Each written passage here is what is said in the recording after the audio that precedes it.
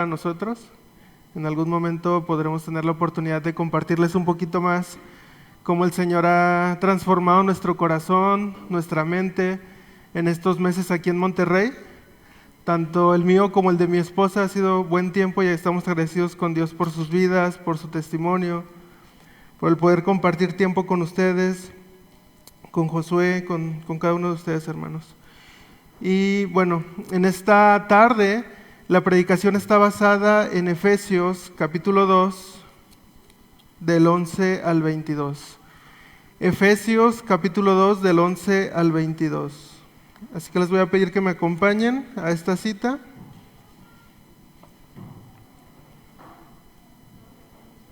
Efesios capítulo 2, del 11 al 22.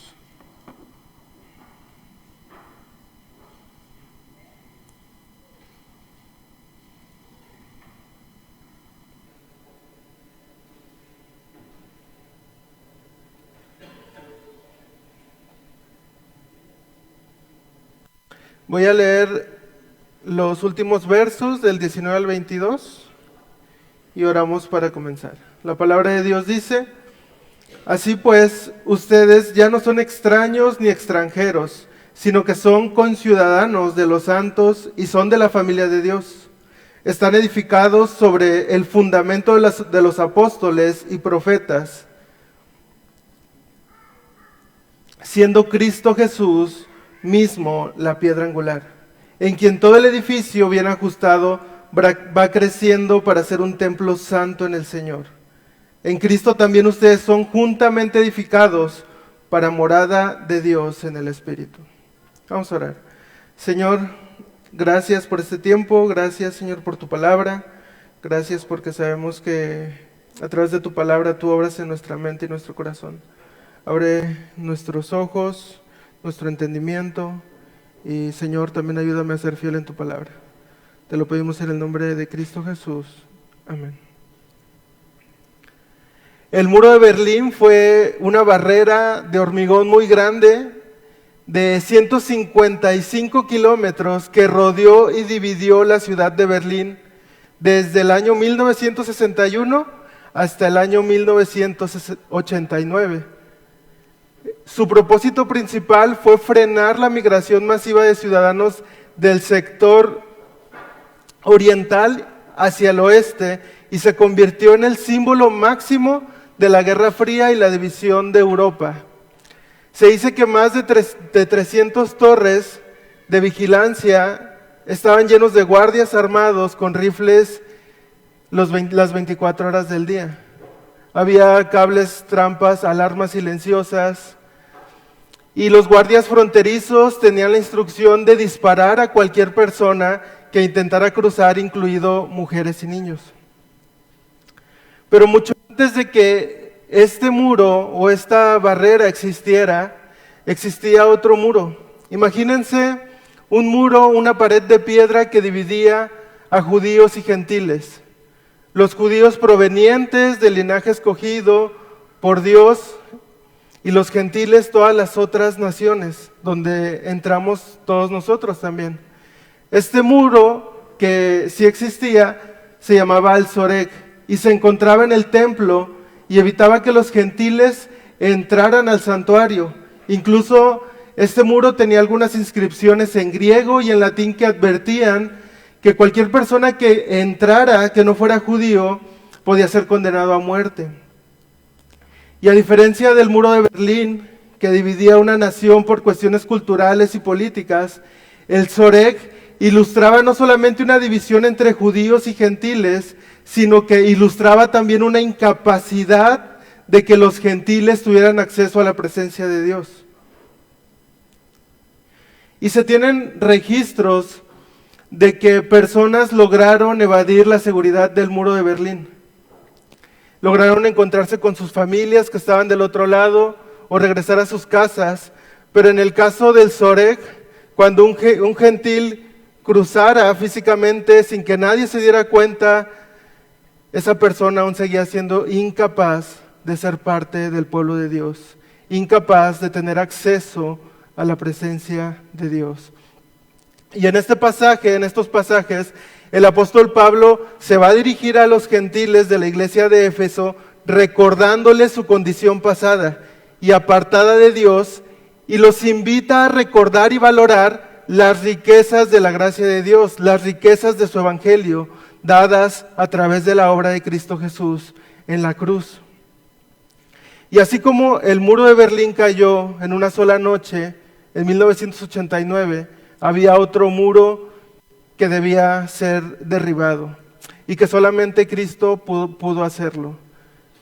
Y es por eso que el propósito de esta predicación es que cada uno de nosotros podamos recordar y valorar la siguiente verdad. Y es que ya no somos extraños, sino familia de Dios, edificados sobre Cristo, la piedra angular. Voy a repetirlo. Ya no somos extraños, sino familia de Dios, edificados sobre Cristo, la piedra angular. Y a través de estos 3 puntos quiero invitarte a que recuerdes esta frase y que valores y guardes en tu corazón esta verdad. El primer punto lleva como título: en otro tiempo éramos extraños a la promesa.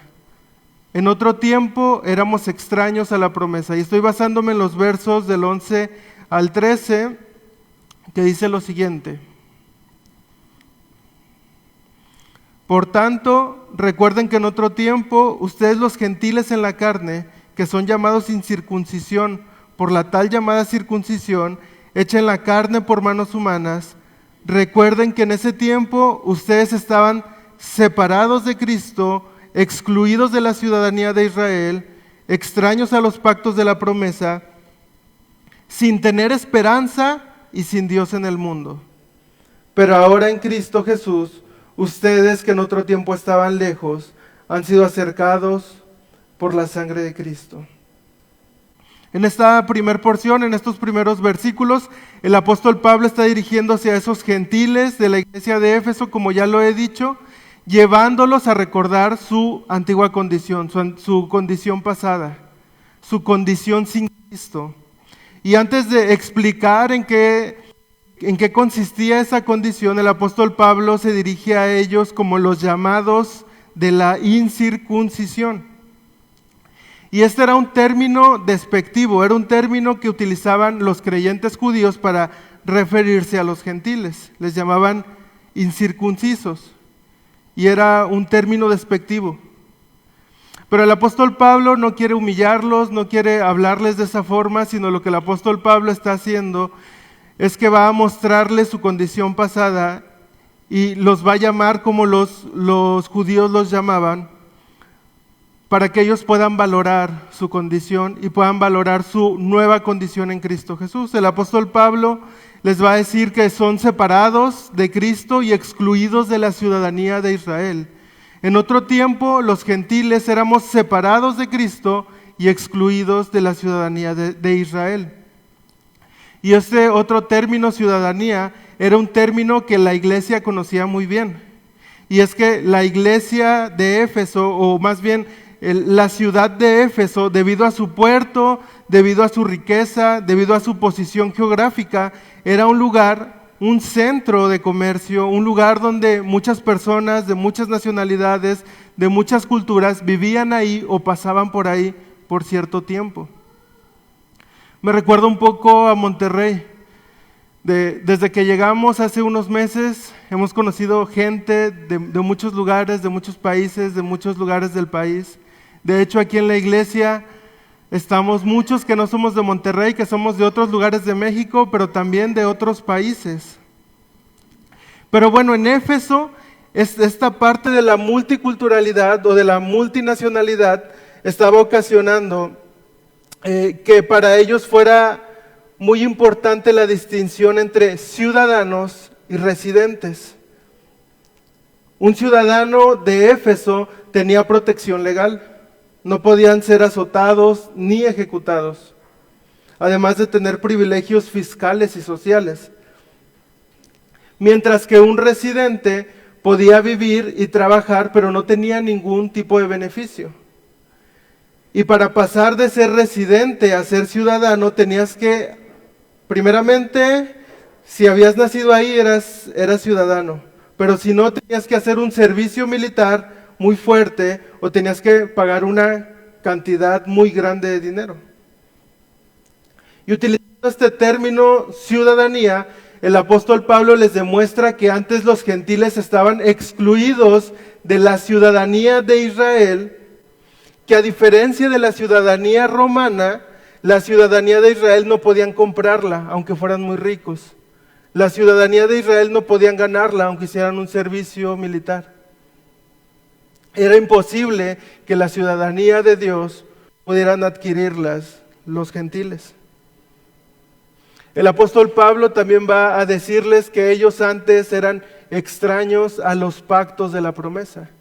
No solamente estaban excluidos de la ciudadanía, sino que eran extraños a los pactos. ¿Y qué significa esto? Bueno, debido a que no podían ser parte del pueblo de Dios, los pactos, las promesas que vemos en el Antiguo Testamento no aplicaban para ellos. Ellos no podían acceder a los pactos. Esos pactos, esas promesas de un rey que gobernará para siempre, de la simiente a Satanás y acabará con el pecado, esos pactos, los gentiles no podían acceder a ellos. Era imposible por su nacionalidad. Pero no solamente eso, debido a todo esto, los gentiles estaban sin esperanza y sin Dios en el mundo. Es decir, ellos eran extraños a los pactos, eran excluidos de la ciudadanía de Israel y por lo tanto no tenían esperanza y estaban sin Dios en el mundo. Sin ciudadanía, sin pactos, sin promesas a la cual aferrarse, la consecuencia era quedarse sin esperanza, lo cual, si lo pensamos bien, apunta hacia algo aún más grave, y es la separación eterna de Dios, sin ninguna posibilidad de ganar o de comprar esa cercanía por sí mismos. Y me gustaría que nos detuviéramos y reflexionáramos un momento. ¿Cuándo fue la última vez que conscientemente recordaste de dónde te sacó el Señor? ¿Cuándo fue la última vez que recordaste que antes vivíamos sin esperanza y sin Dios? Que éramos extraños y estábamos separados de Dios. Y no se trata de recordar cosas malas, no se trata de recordar solamente nuestro pasado por recordarlo, sino de que el recordar de dónde nos sacó el Señor nos mueve a valorar y abrazar las riquezas de su gracia. Muchos de nosotros llevamos tanto tiempo en el Evangelio que nos olvidamos de dónde nos sacó el Señor. E incluso ya no nos sentimos agradecidos y contentos con la vida que llevamos. Llegaron las pruebas, llegaron las dificultades, llegó la pérdida de trabajo y nos cuesta vivir agradecidos con el Señor. O por otro lado, estamos tan cómodos, estamos tan tranquilos que nos sentimos merecedores de la gracia de Dios. E incluso creemos que merecemos aún más de lo que tenemos. Y hermanos, hagamos memoria, particularmente de dónde nos sacó el Señor. ¿Dónde estábamos cuando pusimos nuestra fe en el Señor? ¿Dónde estábamos antes de conocer a Cristo? Porque recordar nuestra condición nos mueve a recordar la obra de Cristo, a abrazar la obra de Cristo, a valorar la obra de nuestro Señor Jesucristo. Y lo que el apóstol Pablo está haciendo con la iglesia de Éfeso no es solamente hacerlos recordar para humillarlos o para hacerlos sentir menos, sino, como lo he dicho, para que valoren lo que viene después, que es el Evangelio, lo que vamos a ver más adelante. Y es que en Cristo Jesús, ellos en otro tiempo estaban lejos, pero ahora por la sangre de Cristo han sido acercados. Es solo a través de la obra de Cristo que el gentil puede ser acercado, y no solamente eso, sino que esta separación entre gentiles y judíos ya no existe más. Y esto nos lleva al segundo punto, que lleva como título: Cristo derribó la pared de separación. Cristo derribó la pared de separación. Estamos en los versos 14 al 17. La palabra de Dios dice: porque Él mismo es nuestra paz, y de ambos pueblos hizo uno, derribando la pared intermedia de separación, poniendo fin a la enemistad en su carne, la ley de los mandamientos expresados en ordenanzas, para crear en Él mismo de los dos un nuevo hombre, estableciendo así la paz, y para reconciliar con Dios a los dos en un cuerpo, por medio de la cruz, habiendo dado muerte en ella a la enemistad. Versículo 17. Y vino y anunció paz a ustedes que estaban lejos y paz a los que estaban cerca. El verso 3 de la sección 13 de la sección anterior, el apóstol Pablo concluye diciendo que por la sangre de Cristo los gentiles han sido acercados. A pesar de su incapacidad, los gentiles fueron acercados. Pero esta porción nos menciona cómo Cristo logra eso. ¿Recuerdas el Sorek, este muro que mencioné al inicio, que dividía judíos y gentiles? Esta pared no permitía que los gentiles pudieran pasar al santuario en el templo. Y muchos estudiosos dicen que el apóstol Pablo en estos versos se está refiriendo específicamente a ese muro, a esa pared, cuando dice la pared intermedia de separación. Y lo que entendemos es que Cristo no solamente derribó esa separación, el apóstol Pablo no se está haciendo referencia a esa separación física, que era el muro de Sorek, sino a una división más grande, sino que es solamente a través de la sangre de Cristo Jesús que tanto judíos como gentiles podían ser parte de la familia de Dios. Y algo también muy interesante es que no solamente este muro, el muro de Sorek que he mencionado, hacía esta división física entre judíos y gentiles, sino que la misma ley hacía esta división entre judíos y gentiles. Y no significa que la ley fuera mala, sino que la ley estaba cumpliendo ese propósito temporal de Dios de apartar a su iglesia, apartar a su pueblo, mientras preparaba la llegada de su Hijo. Pero es increíble cómo a través de la obra de Cristo, que de ambos pueblos, judíos y gentiles, Dios hizo uno. Y no solamente abrió la puerta para que hubiera comunión entre judíos y gentiles, sino que de ambas naciones hizo un solo pueblo. El versículo 15 nos dice que es a través de su carne, a través de su propio cuerpo, que esto fue logrado, que la pared cayó, que el muro fue derribado. El versículo 16 nos dice que reconcilió a los dos con Dios en un cuerpo, por medio de la cruz, habiendo dado muerte en ella a la enemistad. Es decir, esa pared fue derribada por la obra de Cristo Jesús en la cruz, al entregar su cuerpo, al derramar su sangre. Y hay algo que quiero enfatizar que está en el versículo 17, y dice que Cristo, vino y anunció paz a ustedes que estaban lejos y paz a los que estaban cerca. Es decir, cuando el apóstol Pablo está haciendo referencia a los que estaban lejos, se entiende que habla de los gentiles, pero dice que también trajo paz a los que estaban cerca, para los judíos. Es decir, esta paz no solamente la necesitaban los gentiles, esta paz la necesitaban los judíos. La obra de Cristo en la cruz no solamente la necesitábamos los gentiles, sino también los judíos. La obra de Cristo Jesús trae paz para su pueblo, trae paz para su iglesia y trae comunión con Dios. Y todo esto que estoy mencionando concluye en el verso 18, que dice: porque por medio de Cristo los unos y los otros tenemos nuestra entrada al Padre en un mismo espíritu. Es decir, la obra de Cristo trae paz tanto para judíos como para gentiles, pero lo mejor es que la obra de Cristo en la cruz nos permite tanto para judíos y gentiles entrar a la presencia de Dios. Nos permite entrada a la presencia del Padre. No solamente paz entre judíos y gentiles una vez más, sino lo más importante, acceso directo al Padre. Y eso es lo que también tenemos que recordar cada uno de nosotros, que la obra de Cristo en la cruz del Calvario nos trae paz para con Dios. Y si tú aún no estás en paz con Dios,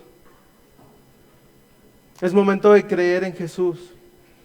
Si tú has escuchado el Evangelio, si tú has escuchado que aquí se predica Cristo, si has escuchado que la obra de Cristo trae paz a nuestras vidas, nos reconcilia con Dios, trae perdón de pecados, nos da vida eterna, es importante que tú pongas tu fe en Cristo. Es importante que tú te arrepientas de tus pecados y confíes plenamente en la obra de Cristo para perdón de pecados y para salvación de tu alma. Pon tu fe en Cristo, porque el muro que separaba a los hombres fue derribado. Y primeramente porque Cristo derribó la pared que nos separaba con Dios. Este logro no solamente impacta en nuestra comunión con Dios, sino que este logro también hace un cambio radical en la identidad de los gentiles y en la identidad de cada uno de nosotros. No solamente nos da acceso al Padre, sino que también cambia nuestra identidad. Y es lo que vamos a ver en el punto número 3, que lleva como título: ya no somos extraños, sino familia de Dios. Ya no somos extraños, sino familia de Dios. Y aquí estamos en los últimos versos del capítulo 2, verso 19 al 22. La palabra de Dios dice: así pues ustedes ya no son extraños ni extranjeros, sino que son coinciudadanos de los santos y son de la familia de Dios.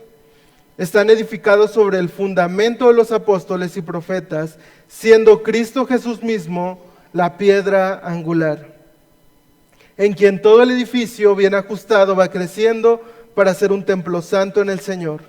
En Cristo también ustedes son juntamente edificados para morada de Dios en el Espíritu. Y en esta última sección, después de demostrar que a través de Cristo Jesús ya no hay pared, ya no hay nada que separe al judío y al gentil, y ya no hay nada que separe al judío y al gentil de la presencia de Dios, el apóstol Pablo ahora va a utilizar los mismos términos, las mismas palabras que utiliza en los primeros versos, cuando dice que los gentiles antes estaban excluidos, estaban apartados, estaban sin esperanza, estaban sin Dios, y ahora va a decir: ya no son extraños ni extranjeros, sino que son coinciudadanos de los santos y son de la familia de Dios. Es decir, la obra de Cristo en la cruz no solamente nos dio acceso al Padre, no solamente reconcilió a los judíos y a los gentiles, sino que los gentiles pasamos de ser extraños y ser extranjeros a ahora ser parte del pueblo de Dios. Pero no solamente eso, ser parte de la familia de Dios, ser parte de la iglesia de Dios, algo que el hombre era incapaz de alcanzar, algo que por obra humana era imposible que sucediera, y solamente a través de la obra de Cristo esto podía suceder. Cristo derribó esos muros. Cristo nos dio acceso al Padre. Cristo nos hace familia de Dios. Y yo sé que esta iglesia, Piedra Angular, es una iglesia muy amorosa y también es una iglesia que reconoce y ve por la unidad de la iglesia, por la unidad de los hermanos. En este tiempo es parte de lo que mi esposa y yo hemos experimentado, esa unidad que tiene la iglesia, ese amor que tiene la iglesia por otros. Pero a pesar de eso, el hombre tiende a hacer estas separaciones, estas divisiones. Y aunque el día de hoy no existan estas paredes o estas barreras dentro de la iglesia, a veces somos dados a realizar distinciones por el color de piel, por el estatus social, por el lugar donde viven, por los dones, por los talentos que tienen o que no tienen, por lo que hacen, a qué se dedican, por el trabajo que tienen, por la educación que tienen y que no tienen. A veces somos dados a hacer ese tipo de distinciones. Pero ninguna de esas diferencias que podamos tener entre hermanos nos da el derecho de hacer menos a los demás. Ninguna de esas diferencias nos da el derecho de ver diferentes a nuestros hermanos. Y no solamente quiero invitarlos a que toleremos y aceptemos a nuestros hermanos, sino que realmente quiero invitarlos a que vivamos como una familia. Porque somos una familia en Cristo. A través de la obra de Cristo somos la iglesia de Cristo, somos la familia de Dios. Él nos hizo parte de su familia. Y no debería de haber ese tipo de distinciones entre nosotros. Cristo logró que los gentiles pasáramos de ser extraños a ser familia.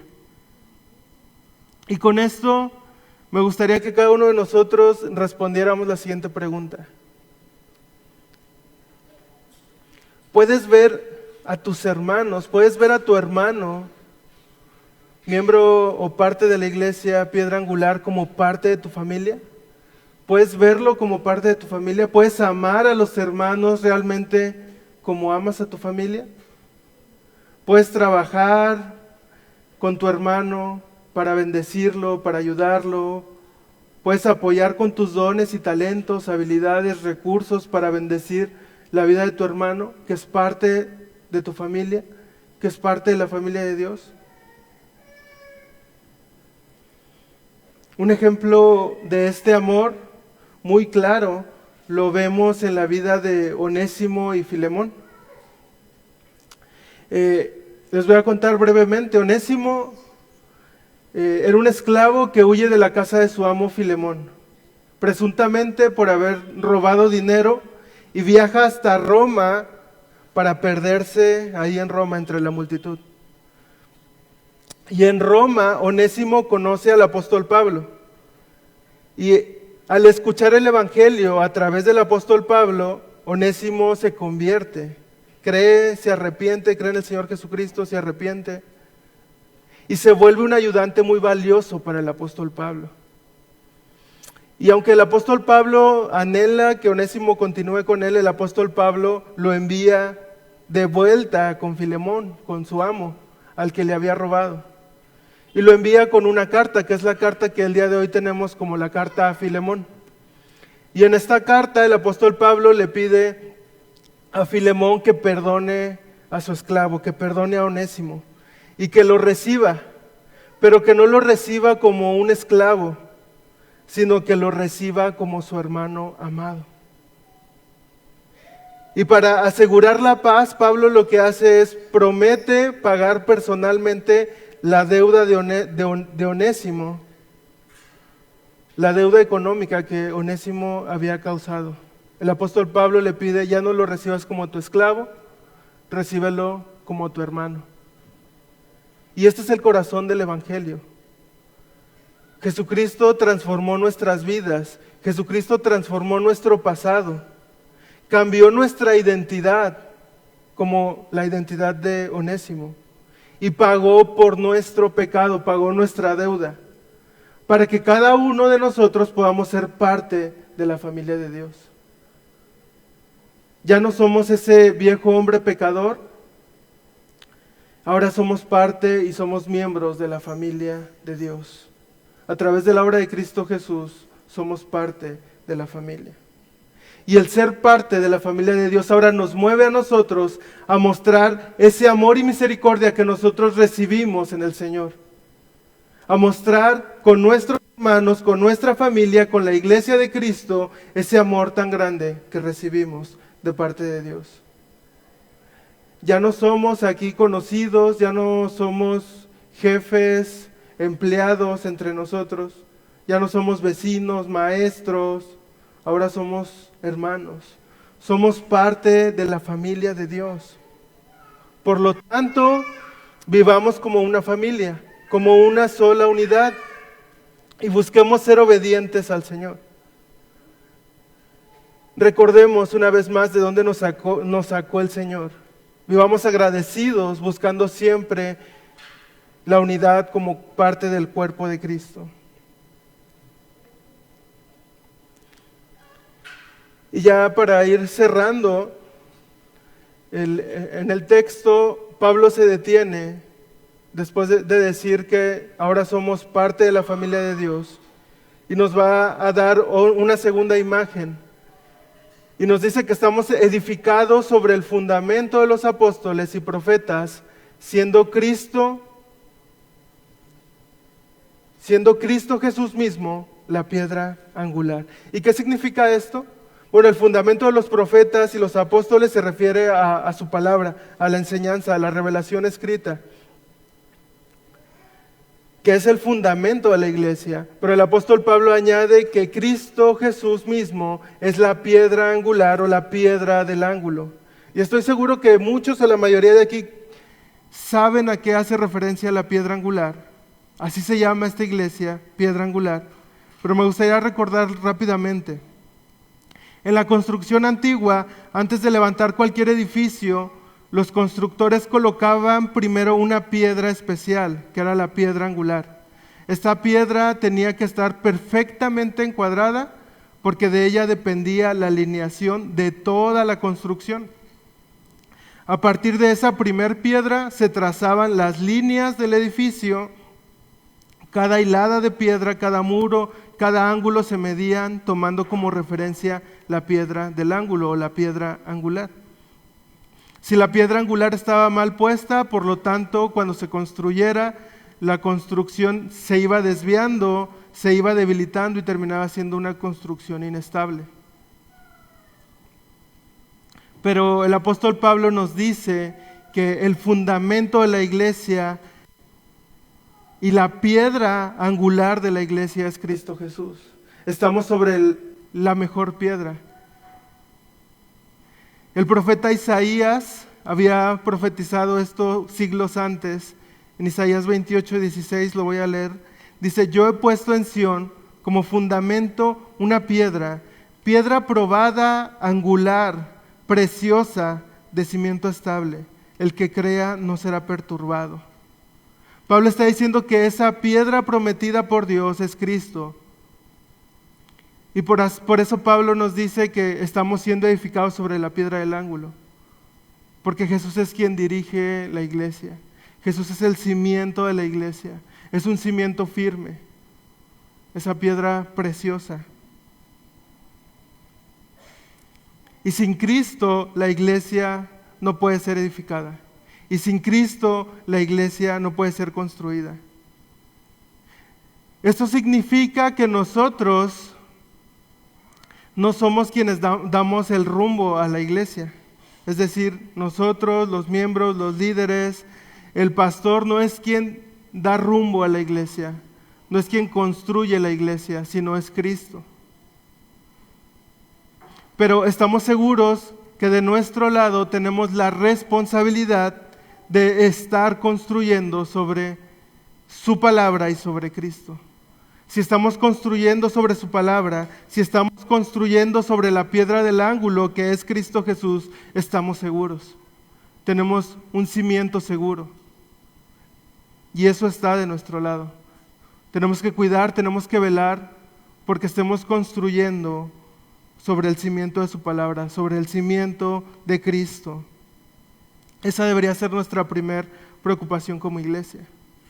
Y vean que el apóstol Pablo también dice que este templo va creciendo, es decir, este templo que está siendo construido sobre la piedra del ángulo y sobre su palabra, no es una construcción que ya fue concluida, sino es una construcción que va creciendo. Es decir, cada uno de nosotros que somos parte de la iglesia, que somos parte del templo, somos parte de la familia de Dios, seguimos siendo edificados a través de su palabra y a través de su obra. Y aunque sabemos que la obra será terminada y que el cimiento de la palabra y la piedra angular están colocadas, nosotros diariamente seguimos siendo edificados, seguimos siendo santificados, estamos creciendo, estamos siendo construidos, estamos creciendo como un templo santo para el Señor. Es por eso que esta iglesia siempre nos invita a estudiar su palabra, siempre nos invita a leer su palabra, a escudriñarla. Me encanta el material de los niños porque están estudiando el Antiguo Testamento y están viendo a Cristo en cada una de las lecciones, cómo el Antiguo Testamento apunta a Cristo. Y ese es el cimiento, ese es el fundamento que queremos darle a los pequeños. Y ese es el cimiento, ese es el fundamento que queremos tener en esta iglesia. Porque si estamos fundamentados y cimentados sobre su palabra y sobre la piedra del ángulo, esta iglesia es un lugar seguro.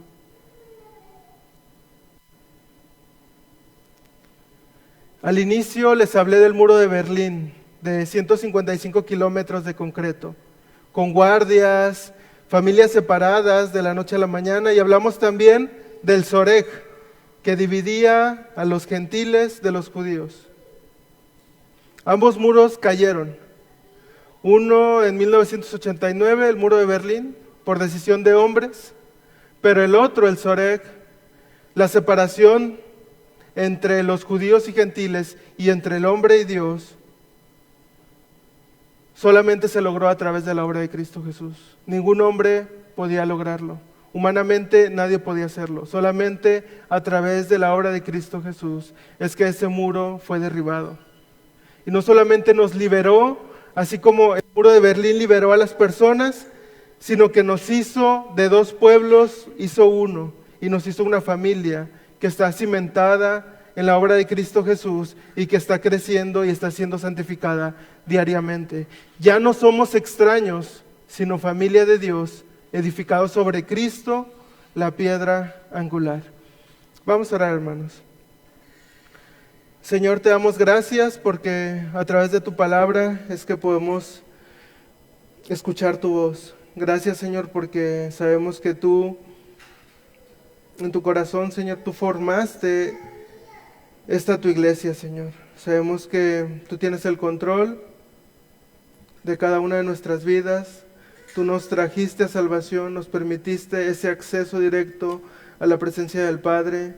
Rompiste todas las barreras, judíos y gentiles, el hombre con Dios. Gracias por ese hermoso regalo. Gracias por ese hermoso sacrificio de tu Hijo Jesús en la cruz del Calvario, Señor.